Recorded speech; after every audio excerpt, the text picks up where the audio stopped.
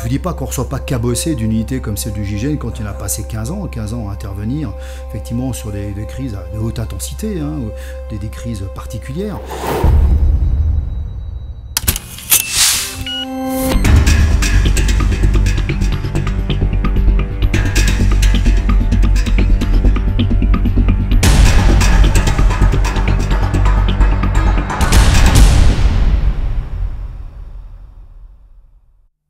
Nous avons le plaisir d'être en compagnie de Bernard Meunier. Bernard Meunier qui est négociateur, qui a été négociateur au GIGN pendant de nombreuses années. Tiens, d'ailleurs, j'ai envie de vous poser cette question d'entrée de jeu, Bernard Meunier.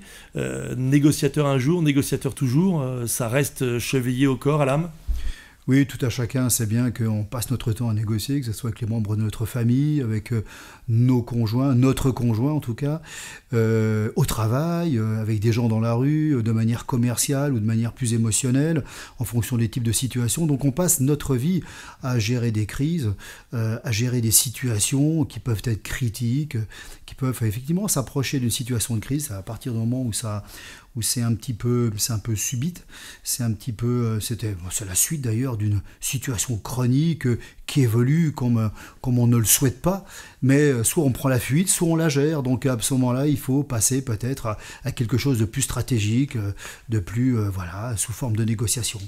Alors, si vous êtes avec nous pendant une petite demi-heure pour ce podcast que vous êtes en train de regarder, c'est parce que, vous avez publié, vous apprêtez à publier un livre aux éditions VA Éditions, où vous racontez en gros vos nombreuses années d'expérience au GIGN en matière de négociation de crise. D'abord, pour débuter de but en blanc sur notre thématique, comment êtes-vous tombé dans la négociation de crise ?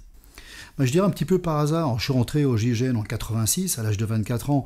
Après l'issue d'un an de formation, j'ai été opérationnel. Un an plus tard, j'étais donc un opérationnel formé pour l'intervention, mais à l'époque, lorsqu'on intervenait, lors de la mise en place de la colonne d'assaut, des gens qui allaient intervenir, de la mise en sécurisation d'un événement, c'est-à-dire d'un site qui était potentiellement dangereux, avec un forcené, avec un ou des preneurs d'otages à l'intérieur, il y en a toujours un qui se faisait voir ou qui se faisait entendre quand c'était de nuit, un coup de pied dans un pot de fleurs, un casque qui dépasse un petit peu au-dessus du mur. Et il y a un moment donné, il fallait rentrer en contact avec l'un des auteurs ou l'auteur.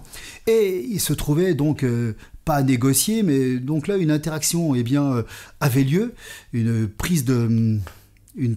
sorte de communication se mettait en place et dans 30 à 50% des cas, on arrivait de manière fortuite c'est-à-dire que un peu bêtement, je dirais tiens, t'es un ancien militaire, moi aussi, j'ai appris que t'étais dans les paras, moi aussi, tu es un homme d'honneur, moi aussi, tu baisses ton arme, je pose la mienne, on va régler la situation ensemble, on va enfin communiquer, mais mettons nos armes de côté. Mine de rien... Vous voulez dire que tout ça se fait d'abord de manière empirique, c'est un peu sur le tas que... Ça s'est développé de manière complètement empirique. Absolument.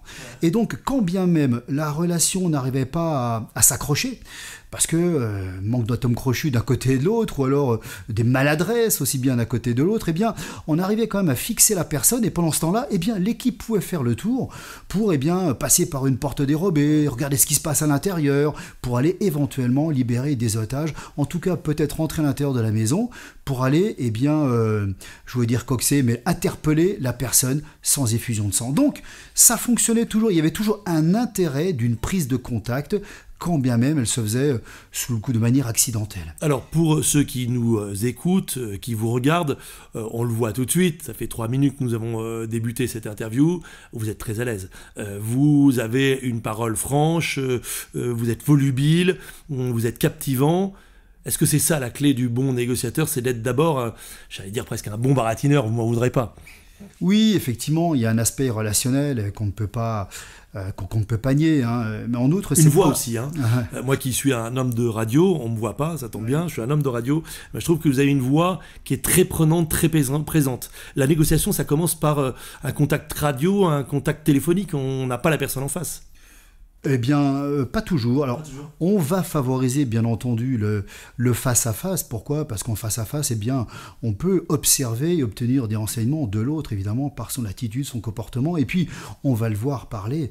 Parce qu'on peut voir parler, on ne fait pas qu'entendre, par rapport à une gestuelle, par rapport à des interactions particulières, des onomatopées, des petits tics de langage, etc. C'est-à-dire qu'il y a une véritable relation qui peut se mettre en place en essayant de la rendre un peu plus symétrique, c'est-à-dire eh bien, mettre de côté cet aspect asymétrique, c'est-à-dire la personne qui est forte, la position haute pour celui qui est le preneur d'otage, et puis celui qui arrive, qui doit rentrer en contact avec l'auteur, qui est bien en plus en situation de faiblesse. Alors on va pouvoir niveler un petit peu tout cela. Ça c'est quand même la situation idéale, lorsqu'on est face à face. Vous avez dit qu'il y a une relation dominant-dominé, c'est la situation idéale quand même où on peut tout analyser, et pas seulement ce qu'il dit. Absolument. Mais le premier contact, c'est un mégaphone. Le premier contact, c'est un gars qui crie par la fenêtre. Le premier contact, c'est un gars qui éventuellement accepte de répondre au téléphone. On est d'accord, c'est quand même ça Nous l'idée. sommes d'accord, ça sera la première étape, effectivement. Ça peut être un SMS, ça peut être un mail, ça peut être effectivement un mégaphone, quel que soit la... Le SMS, c'est le pire pour vous, hein, parce qu'il n'y a rien, il n'y a pas d'émotion. Et effectivement, tout ce qui est communication écrite, eh bien, c'est source d'incompréhension, de quiproquos, de mésententes. On voit bien la réaction qu'on peut avoir lorsqu'on le reçoit un mail dont le bonjour est absent, la formule de politesse n'est pas très adaptée. Tout de suite, on a une certaine irritation, un agacement, et le but en négociation, en tout cas, la première des choses à faire, c'est de ne pas agacer, c'est de ne pas énerver l'autre. Alors, effectivement, il y aura toujours une première étape, vous êtes d'accord, mais il y a une différence entre la prise de contact, la mise en place d'une communication et la mise en place d'une relation qui sera vraiment la négociation. Là, on va vraiment rentrer dans le fond. Il y a une différence entre la forme et le fond.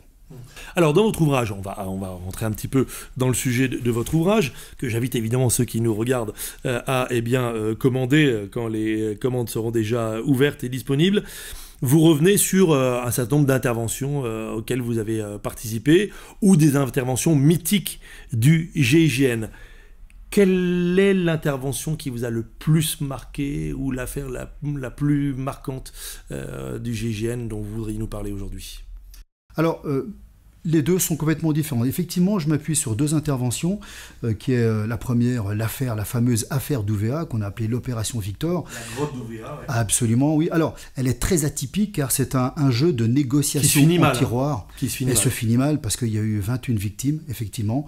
Dont une quinzaine de militaires, de gendarmes de mémoire. Non, pas autant. Non. Il y a eu 2 décès, effectivement, parmi les militaires, de nombreux blessés parmi les militaires, également les membres du GIGN, mais 19 Mélanésiens à Canaques, donc voilà, mais c'était des gens qui étaient décidés, ce qu'on appelle des idéologues politiques, avec lesquels eh bien, la négociation est impossible, par définition. Au passage, on est sur une négociation en français, mais en étant très concret, on n'est pas sur la même maîtrise de vocabulaire et des concepts derrière certains mots. C'est une négociation compliquée quand il y a une forme de barrière de la langue. Alors, il n'y a pas de barrière de la langue, en revanche, il n'y avait pas de négociateur encore. C'est-à-dire que ça s'est fait vraiment de manière empirique, c'est pour ça que j'aime bien m'appuyer sur cette opération, car elle est en fin de compte la suite et la conséquence d'une multitude de ratés, que j'expose d'ailleurs, comme vous l'avez dit tout à l'heure, en toute franchise, parce que c'est mon style, et je parle effectivement de ces ratés, et je montre de quelle manière on a pu rebondir sur ces ratés, pour en faire une méthode de négociation. On rappelle qu'on est en 88, hein. Absolument, on est en pleine élection présidentielle aussi, avec ce contexte-là. Donc il y a aussi le président politique sortant, effectivement, François Mitterrand face à son Premier ministre, on est la veille, effectivement, du premier tour des élections présidentielles. Ouais. Avec donc un contexte politique très fort, ça veut dire que vous avez une hiérarchie qui aussi descend sur les hommes qui sont sur le terrain. Pas exactement, en tout cas on s'en est servi. Effectivement, dans la deuxième phase de négociation, alors il y a eu plusieurs phases, ça serait vraiment très très long de l'expliquer, on va pas scotcher sur l'affaire d'Ouvéa, mais je montre comment avec tous les ratés qu'il y a pu avoir, eh bien on en a fait une véritable méthode de résolution des crises, c'est-à-dire... Vous voulez dire que le rétexte a été efficace? Absolument, on a mis en place, en fin de compte, une vraie méthode de négociation stratégique. Voilà. Donc vous voulez dire que c'est l'acte fondateur de la négociation dans les forces de gendarmerie et de police française. C'est le point de départ où on se dit « Ok, il faut négocier, on n'improvise plus ». Tout à fait. Alors, effectivement, face à ces ratés, il a fallu se retourner. Alors, on a réfléchi un petit peu, et puis, je pense que le réseau Atlas existe toujours, mais il y a toujours, tous les ans, la grand-messe des groupes d'intervention antiterroristes, j'ai envie de dire, des pays occidentaux. Et puis, on échangeait avec des homologues d'un pays, des homologues francophones, d'un pays limitrophe à la France. Hein, donc, c'est facile à trouver, c'est soit les Suisses, soit les Belges. Et eux étaient beaucoup, les Belges, donc, ils étaient en avance. Absolument. Donc, eux étaient beaucoup confrontés à des problématiques de kidnapping. Et dans ces cas-là, eh bien, il faut les laisser... diamantaires d'Anvers, hein, pour faire ça. Non, il faut laisser... Alors, il y a eu plusieurs affaires, notamment l'affaire de Clerc, etc. Donc, il fallait laisser un gendarme, un policier en permanence dans la famille. Bah oui, il fallait bien gérer l'aspect opérationnel. Comment mettre en place, en diminuant, bien entendu, les dommages collatéraux au maximum, comment faire un échange rançon, personne kidnappée. Et il y avait également... Il y avait également un autre aspect, c'est-à-dire comment gérer la famille. À qui? Eh bien, on avait enlevé un fils, un père, un frère, à qui on avait envoyé parfois un bout de doigt, enfin un membre. Ça fait partie aussi de Donc, ils avaient mis, eux, un psychologue qui, lui, s'était dit, mais... on négocie pas de la même manière avec quelqu'un qui peut avoir une psychopathologie qui s'écarte de la normalité quand on est capable d'enlever quelqu'un, de kidnapper et puis de l'amputer et d'envoyer un membre comme preuve de vie. Voilà, on a souvent on fait appel à des gens qui sont psychopathes, qui ont pu avoir décompensé psychotiquement, etc. Et donc cette vision est d'une part opérationnelle et d'autre part psychopatho nous intéressait, et on s'est donc fait inviter pour une petite formation de 2 semaines auprès de cette unité, et était présent à cette formation le commandant d'unité, 2 chefs de groupe et moi-même. Et la première chose qu'on apprend là-bas, c'est qui dirige ne négocie pas, parce que celui qui dirige doit garder une vision stratégique à 360 degrés de l'opération. Et celui qui négocie, absolument, celui qui négocie, c'est un travail à temps plein. Il ne peut pas faire les deux. En revanche, lui, fait remonter l'information pour le dirigeant. Alors, je voudrais faire une parenthèse à ce moment précis de l'interview, sachant que la culture de ceux qui nous regardent et qui nous écoutent est forcément la même pour tout le monde, c'est-à-dire que tout le monde a vu un ou plusieurs films essentiellement américains, où des négociateurs entrent en scène. Je pense au film mythique avec Mel Gibson, où il contre-négocie la libération de son enfant en changeant les règles du jeu, mais il y a des tas de films où des négociateurs sont mis en scène, avec des fins heureuses ou malheureuses. Il y a des histoires de négociations et de négociateurs qui ont été abîmés par une opération qui a mal tourné, et ça fait toute l'histoire du film, voire même de la trilogie quand il y en a une. Je ne vais pas citer ici tous les noms de ces films, tout le monde y pense. La question, évidemment, c'est est-ce que c'est assez fidèle à la réalité, finalement, et ça a été inspiré de négociateurs et de process réels, ou c'est du cinéma et la vérité n'a rien à voir? Mais la négociation est du cinéma. Il y a forcément une théâtralisation, effectivement, de cette mise en relation. C'est pas uniquement de la com. Alors, oui, je connais pas tous ces films, mais bon, on peut partir de points de détail. Effectivement... Vous avez Kevin Spacey aussi, qui est négociateur. La négociation, c'est quoi? C'est déjà accepter, c'est répondre à l'attente de l'autre. Alors, Denzel Washington aussi, négociateur. Si l'autre a envie de voir un médecin, il a envie de voir un journaliste, il a envie de voir un magistrat, il a envie de voir un patron de la gendarmerie, eh bien, c'est au négociateur de prendre c'est ce costume. Moi, c'est ce que je faisais lors de mes négociations. Je ne sais pas si les négociateurs qui m'ont succédé pratiquent de la même manière, mais j'ai fait ça pendant 10 ans. C'est une matière, il faut répondre effectivement il faut répondre à l'attente de l'autre. Ça, c'est la première chose. Ça permet de l'accrocher et de rentrer en relation.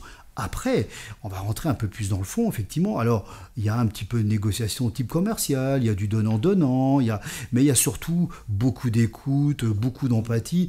Il faut partir du principe que c'est l'autre qui a la réponse. Et donc, on va essayer d'approcher d'un accord commun en répondant positivement à un certain nombre de ces questions, de ces revendications, surtout quand les enjeux sont très élevés et que des morts d'hommes sont en suspens, quoi. On ne peut pas se permettre de dire non, je ne ferai pas ça, je ne suis pas d'accord avec toi.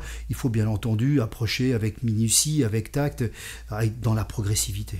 Revenons sur votre ouvrage. Vous venez de nous parler en détail de l'affaire de la grotte d'Ouvéa, qui a été un des fondements de la négociation en France. La deuxième étape dont vous parlez évidemment dans votre ouvrage, c'est celle de l'assaut du GIGN en décembre 1994. Alors il se trouve que moi j'étais en gendarmerie à l'époque, je faisais mon service, je suis un petit peu plus jeune que vous, et j'ai vécu tout cela de l'intérieur à la direction générale. Vous étiez, on peut dire où vous étiez à Orly ? Oui, bien sûr. Oui, vous étiez dans la tour de contrôle, oui. Et vous étiez bien déjà en charge de la négociation avec les terroristes du GIA. Vous en parlez en détail dans votre ouvrage. Il y a vraiment eu une négociation ? Il y a eu une négociation, alors principalement par un intermédiaire, avec un intermédiaire qui était le commandant de bord. J'ai très peu eu... On est en quelle langue là, pour le coup ? Avec le commandant de bord, c'est en français. Le commandant de bord était français, parce que c'était il parle en français Et en revanche, le chef des pirates des membres du GIA avait un français très approximatif, mais ça lui a suffi, au cours de son 4e ultimatum, de me dire « Eh bien, si toi, tu livres pas 40 tonnes de carburant, on va tout faire exploser ici. » Et donc là, c'est quoi ? C'est qu'on s'est posé au bout de 5 heures, c'est pourquoi faire tout exploser ici ? C'est donc qu'il voulait peut-être faire exploser ailleurs. Oui. Et là, on a commencé à se dire... Mais oui. L'hypothèse, rappelons-le, pour ceux qui nous écoutent, c'est qu'ils faisaient redécoller l'avion avec les passagers à bord et qu'ils allaient se faire sauter au-dessus de Paris. C'était leur intention, mais dès le décollage d'Alger d'ailleurs. Hein. Mais l'avion est resté bloqué presque 48 heures. Il ne pouvait pas décoller puisque la passerelle avant était fixée à l'avion, que les autorités n'ont pas voulu l'enlever, donc ils se sont retrouvés coincés.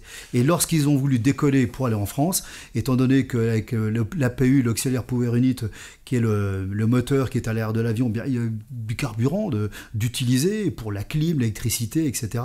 Eh bien, il n'y a plus assez de carburant pour aller sur Paris. C'est donc logiquement dans le sud de la France, sur l'aéroport de Marseille-Marignane, que l'avion atterrit. Oui, et ils se sont dit, on va faire une escale technique. C'était d'ailleurs le scénario que me présentait le commandant de bord. On fait une escale technique, vous nous donnez à boire, à manger, du carburant, et on redécolle. Mais ça ne s'est pas passé de cette manière. On a bien entendu... on n'a pas été d'accord avec ce mode opératoire et on s'est dit l'avion, il faut qu'il reste ici, il ne redécollera pas, parce qu'on avait un petit doute et qui nous a été confirmé par les propos que je viens de tenir. Vous avez vu l'assaut ou vous ne l'avez pas regardé ?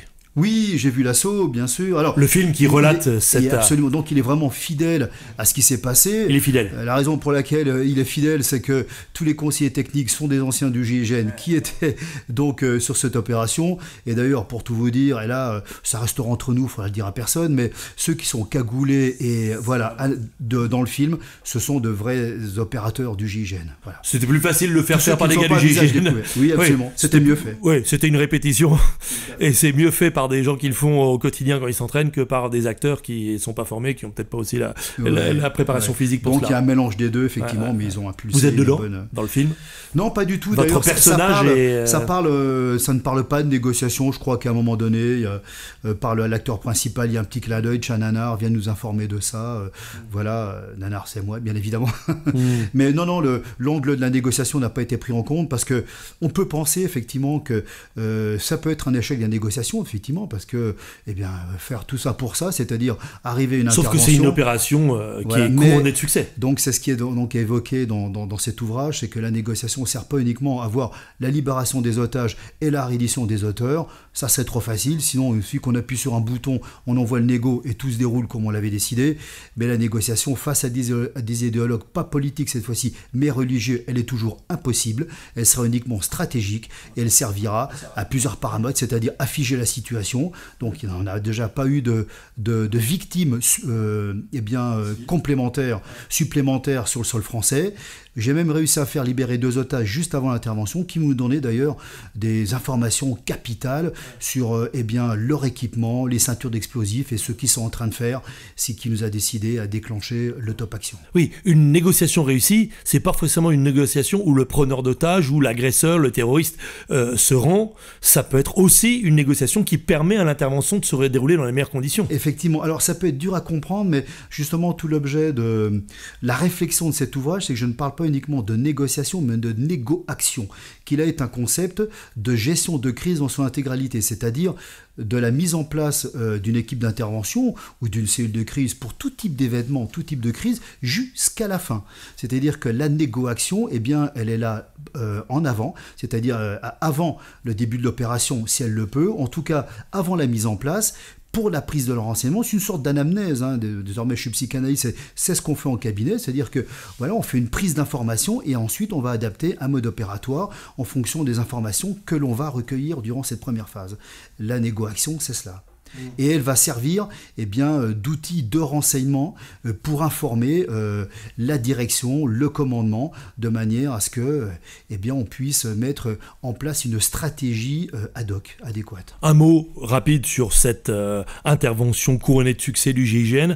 C'est un acte non pas fondateur, puisque le GIGN existait déjà depuis une vingtaine d'années, si je calcule bien, ou une quinzaine d'années, puisqu'il fête ses 50 ans cette année, au moment où nous enregistrons ce podcast. Mais c'est surtout l'acte qui met la lumière sur l'excellence du GIGN, qui va susciter la création du RAID pas très longtemps après, du côté police. On veut les gendarmes du GIGN partout dans le monde à partir de ce moment-là. Notamment au Proche-Orient. Oui, effectivement. C'est-à-dire que l'intervention des membres du GIGN a fait l'ouverture de tous les journaux télévisés du monde entier, effectivement. Alors, en 74-76, détournement de bus à l'Oyada, le GIGN a toujours fait preuve d'originalité, d'imagination. Sauf qu'en 74-76, c'était le tir simultané.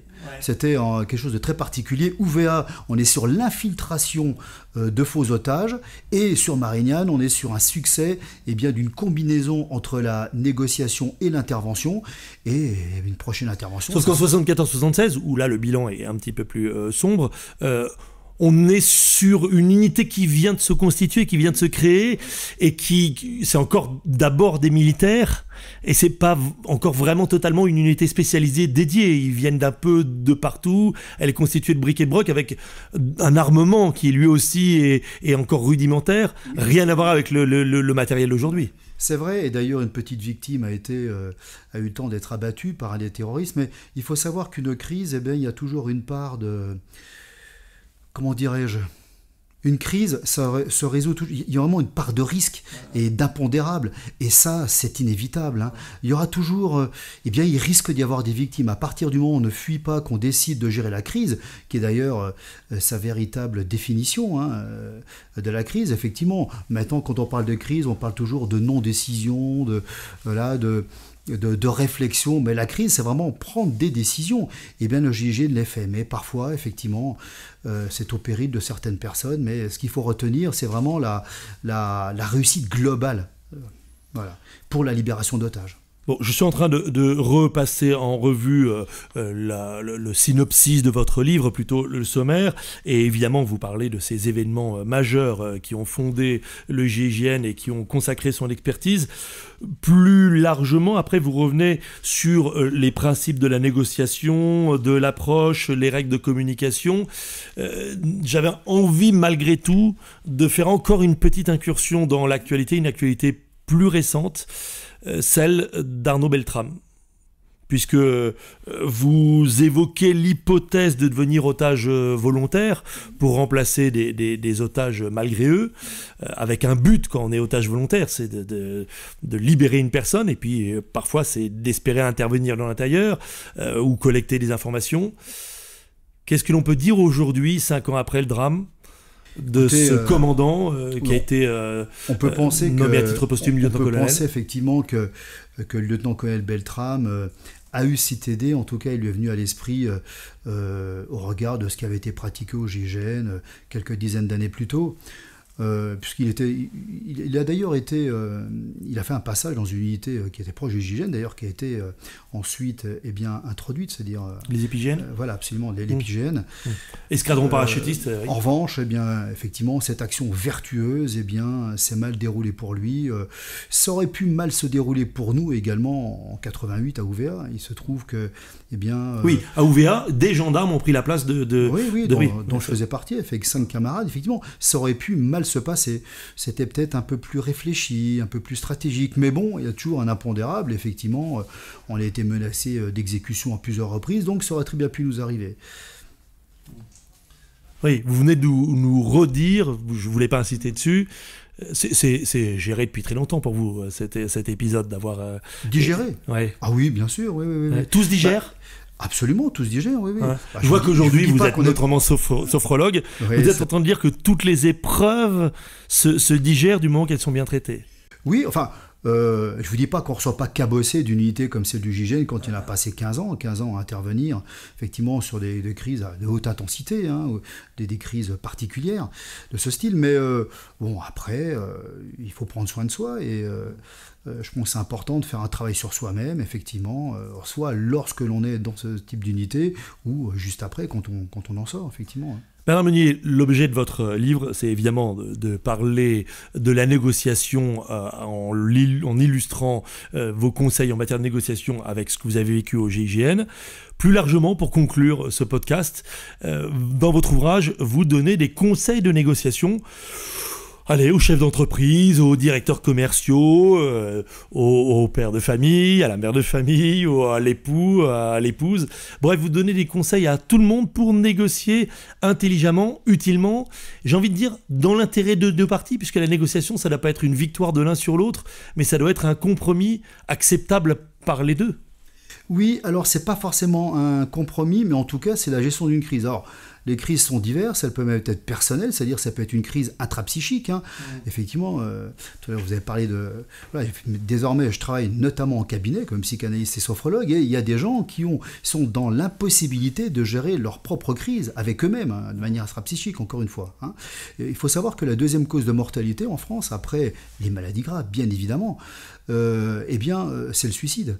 C'est 1 par heure, c'est 15 tentatives par heure qui finissent statistiquement à l'hôpital. Donc les gens mettent fin à leur vie de l'impossibilité de gérer des crises qui sont souvent multifactorielles. C'est pas uniquement extrapsychique, mais c'est de l'impossibilité de trouver le moyen d'entrer en relation correctement et de pouvoir... Avant le suicide, il y a la dépression, oui, bien sûr. Là, on peut dresser tout le panel de tout ce qui se passe. Ouais.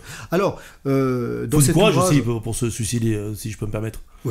Oui, c'est un acte de courage, oui. C'est un acte de courage. Alors, je ne le glorifie pas, mais entre laisser tout tomber, ne plus répondre au courrier, laisser transformer son appartement en un taudis, dormir sous les ponts et se suicider, il y a encore une étape. C'est vrai. Alors, je parle de négo-action, j'en parlais tout à l'heure. Alors, je dresse un référentiel qui s'appelle négo-action. Donc, chaque lettre est le début de quelque chose, d'une explication, avec, je parle d'intelligence émotionnelle, d'intelligence situationnelle, je redresse l'historique, et puis je fais des parallèles en permanence avec les situations qui ont été évoquées. Et ça permet de mieux comprendre. C'est pour ça qu'effectivement, la gestion de ces crises, sont expliquées par un insider de celui qui les a vécues.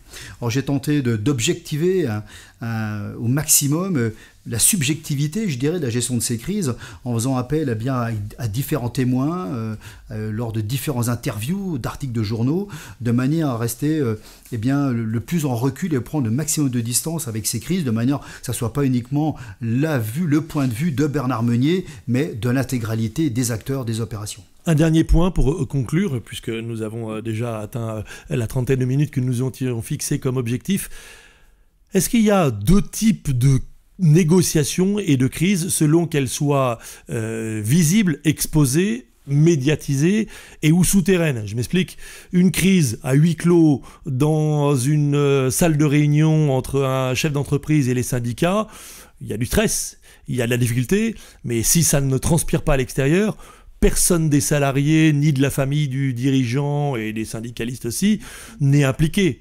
C'est pas la même chose quand il y a les caméras qui sont sur le pas de la porte. C'est pas la même chose quand il y a un direct live toutes les 15 minutes pour dire ce qui est en train de se passer et comment ça bouge. Nous sommes d'accord. Alors, ce que doit retenir le négociateur ou le négo-acteur, c'est vraiment la pose des enjeux. Voilà. Va savoir exactement jusqu'où il peut aller et ce qu'il est capable d'accepter. À partir de là, il doit rester concentré sur la situation, sur sa négociation, rester dans la relation, dans l'interaction avec l'auteur, le ou les auteurs, et de manière à rester concentré et surtout, faire fi des retombées éventuelles médiatiques. À partir du moment où il a bien sa limite droite et sa limite gauche, le travail va se dérouler, je dirais, quasi normalement, quoi. Là, je parlais de médias, mais si on descend à un étage moins, magique ou fantasmagorique, quand c'est par exemple la famille qui est autour, je sais pas, un couple qui se déchire, c'est pas la même chose s'il se déchire devant les enfants ou s'il se déchire dans le huis clos de la chambre à coucher ou en dehors du domicile conjugal, c'est pas exactement la même chose. La médiatisation de cet affrontement n'est pas la même. C'est vrai. Alors, il y a la négociation. La publicité, si vous préférez. Il y a la négociation qui est dite déclarée. Est-ce qu'on est en train de faire tous les deux? On essaie de se ranger un peu l'un à l'autre. Vous à mes questions, enfin, moi à vos questions. Et puis, négociation déclarée, d'accord. J'essaie de vous ranger un peu à mes arguments. C'est pareil dans un couple. C'est exactement pareil. C'est-à-dire qu'il y a la négociation déclarée, ce qui va se dire, puis la négociation plus diplomatique, dite de couloir, c'est-à-dire les petits gestes, l'attitude, le comportement, les petits messages envoyés, qui vont être des actes de communication qui vont rentrer à part entière dans la relation qui est établie entre les deux personnes.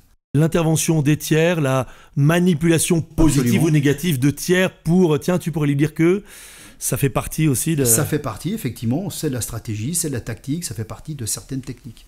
Bernard Meunier, j'imagine qu'on va retrouver tout ça donc dans votre ouvrage, titre provisoire, je rappelle. Tout et même bien plus. Tout et même bien plus. Négociation, les méthodes d'un insider, titre provisoire donc de cet ouvrage, signé Bernard Meunier, ancien négociateur du GIGN et aujourd'hui donc sophrologue et conseiller en stratégie de communication. Vous avez votre propre cabinet.